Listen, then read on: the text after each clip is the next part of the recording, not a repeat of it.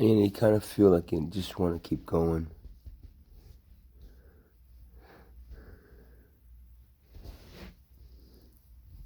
Feeling the feelings that you need to feel to create that paradigm shift. I mean, honestly, if we don't do it right now, right this moment, then talking about doing it or saying that one day it's going to do it is completely worthless. You realize that after living that life for such a long time that it just kind of like choke on it after a while, you know.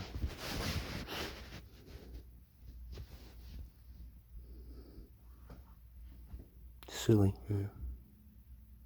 To believe that something that we need so desperately is sometime somewhere in the future, right? Yes. That right now we don't have the ability to create that, but eventually we will. I mean, really, that is the equivalent of saying that, you know, there's cancer in our body. It's there, and you know we have to understand that it's there, but you know it's going to take a long time to get rid of it. Long time. That's the same thing. And what you're doing is you're taking away the ability for the cancer in the body to heal yourself right now. Right? When do I need to heal myself? Right now. That's sometime in the future. Right now. When do we need to create this paradigm shift? Right now. But keep on talking about it enough, I'll realize that there really is no other purpose to this existence. And not to say that I want to in any way hurt myself or hurt others, but what I'm saying is that what's the point of staying a slave when you finally realize you're a slave? You know, there's a really cool story that it's probably chopped up, you know, the way I'm saying it, but it's coming from. I used to go to Jamaica a lot when I had money, and you know, I was working as a programmer, and it's like, I needed a vacation. It's like, where am I going to go? So somewhere I can smoke weed. Oof, through basically every day. So this gentleman told me an interesting story about the history of marijuana, right? And how like it didn't originate from the island of Jamaica, even though it's used widely, you know, for its healing purposes, and it's considered by some there as a gift of God. Not the ones that were indoctrinated by the British, because they were like, you know, that's that domestication process, but you know. But it's interesting that the plant doesn't really come from Jamaica. It's actually originated in India, right? Used in India originally for its ability to, you know, to connect with all this great information that they made into, you know, some really great books, you know. Their scriptures, you know, where a lot of the information that I'm kind of getting now is correlates with, you know, and stems from, you know, somewhat. Everything's a little distorted when there's still some kind of monetary value, but there is the truth, and you feel the truth, and you just kind of go with it and say, okay, take out anything that has to do with money, and you'll find the true essence of what it is. Right?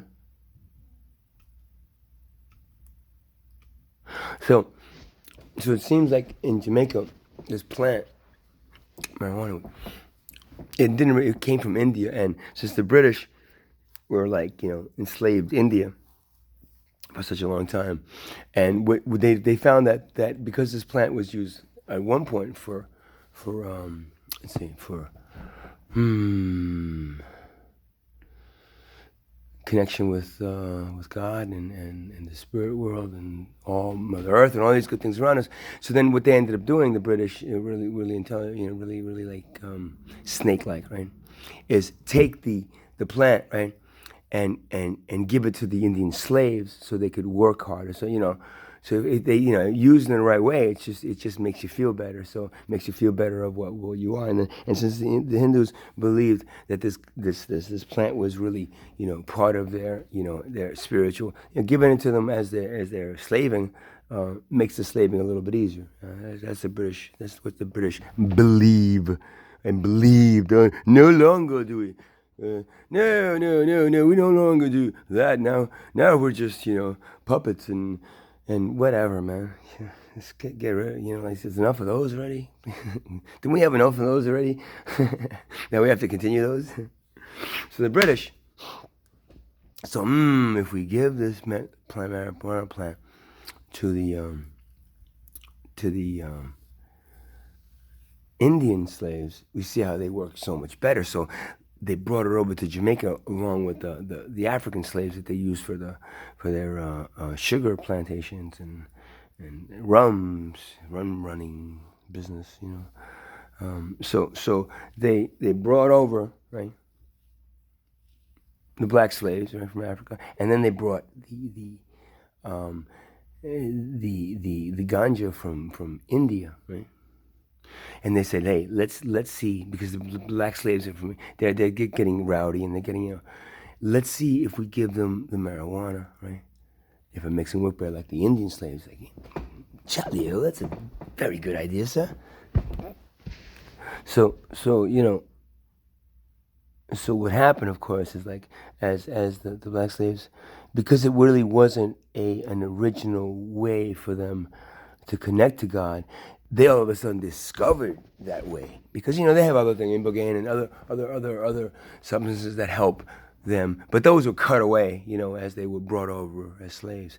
So then once the marijuana, the gift of God was that's the gift of God, not like the gift of something else. When that gift of God was finally introduced by, of all things, the slave masters, the slave masters actually gave them something that, instead of making them happy workers, gave them a sense of understanding what they are. They're connected with God. They looked down at themselves and said, wait a second. We are human. We are not slaves. We have been convinced that we're slaves, but we're not. And the ones that it really worked really well on, based on the story that I got from this Jamaican gentleman, I think it was in the grill. If I don't remember that collection. That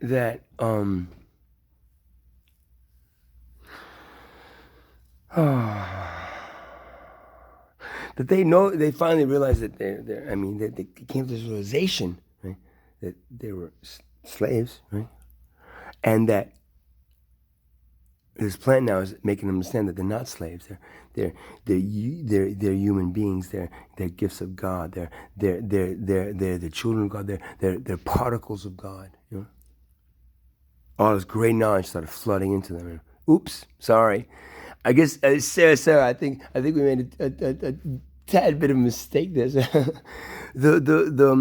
There seem to be rioting even more now with the marijuanas. Maybe it's the strain, so I'm not sure. And of course, that created and then based on the story, those are the freed slaves that went into the mountains and became the Rastafarian and grew their hair and understood that this gift of God helped them understand what they are, and helped them then to emerge into a free Jamaica, free from British rule. But is it really free from British rule? Because while it's free from the dominance, if the culture is still mixed in, the interesting thing about Jamaica is you have the ones that are poor, and then you have the ones that are a little bit less than poor, and those are the ones that speak proper British instead of the patois, as opposed to like. No, I don't. We don't. We don't use that plant here. Others do, but we don't.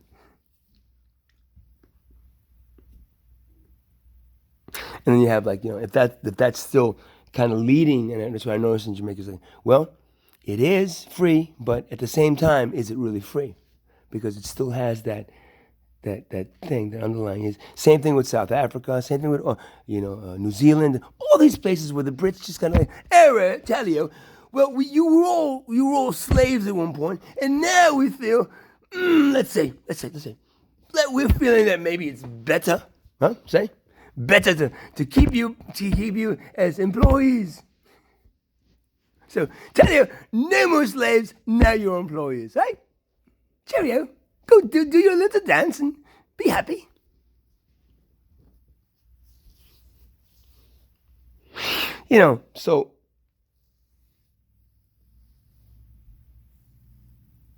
So that, that is a real gift from God, right? Something that makes you realize that you're a slave and you shouldn't be, and then that something inside you just pulls you out. So, So I'm saying that now what they're doing with the plan is the same thing. It's like they're taking it out of and then they're taxing it and they're putting it into places and they're making sure that it's, there's profit and it's made profit. It helps the people that we once arrested and now we're giving them all license to sell it legally.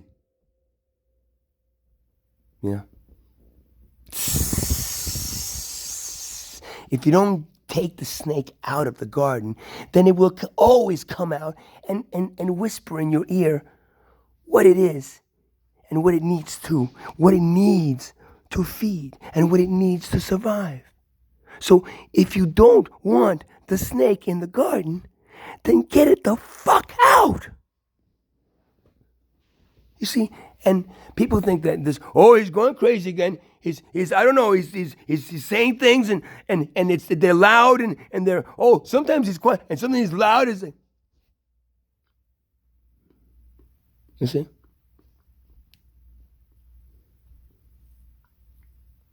That's what they do to you.